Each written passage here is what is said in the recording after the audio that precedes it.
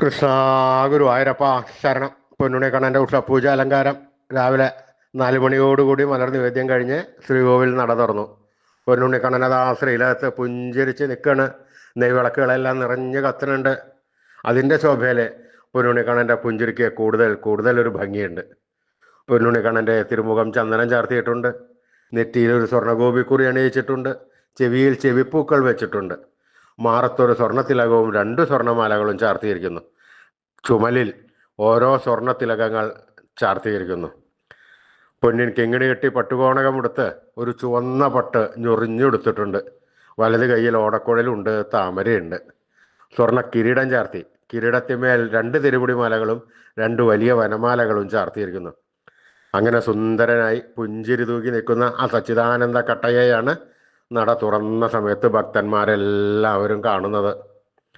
ആ സുന്ദര രൂപം നമുക്കും നമ്മുടെ മനസ്സിലേക്കൊന്ന് ആവാഹിച്ചാലോ? എല്ലാവരും പൊന്നുണ്ണി കണ്ണനെ നല്ലപോലെ വിചാരിച്ചോളൂ. പൊന്നിൻ കിങ്ങിണി കെട്ടി പട്ടുകോണകമെടുത്ത് ചുവന്ന പട്ട് ചൊറിഞ്ഞെടുത്ത് കയ്യിൽ ഓടക്കുഴലും താമരയും പിടിച്ച് സർവാഭരണ വിഭൂഷിതനായി നിന്ന് പുഞ്ചിരിക്കുന്ന സച്ചിദാനന്ദ കട്ടയെ എല്ലാവരും മനസ്സിൽ വിചാരിച്ചില്ലേ എല്ലാവരും?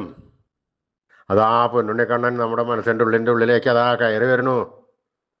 ആ പൊന്നുണ്ണി കണ്ണൻ അവിടെ എത്തിക്കഴിഞ്ഞാൽ ആ കണ്ണനെ അവിടെ കൂട്ടിപ്പിടിച്ച് അവിടെ നിർത്തി ആ കണ്ണനുമായി കുറച്ചു നേരം സംവദിച്ച് ആ കണ്ണനെ ഒന്ന് കൊഞ്ചിച്ച് ഒന്ന് ലാളിച്ച് ഒരു മുത്തം കൊടുത്ത് ആ കണ്ണൻ്റെ തൃക്കാൽക്കൽ വീണ് നമസ്കരിക്കാം, പ്രാർത്ഥിക്കാം.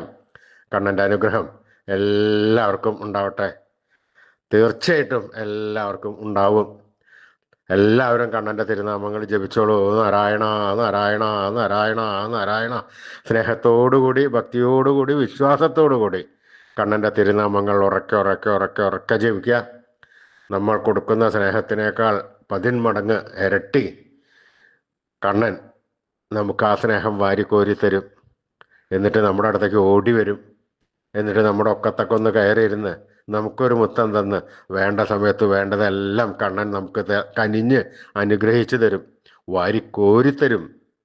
അപ്പോൾ എല്ലാവരും സ്നേഹത്തോടു കൂടി കണ്ണനെ വിളിച്ചോളൂ. നാരായണ നാരായണ നാരായണ നാരായണ. കൃഷ്ണായ വാസുദേവായ ഹരേ പരമാത്മനെ പ്രണതക്ലേശനാശായ ഗോവിന്ദായ നമോ നമ.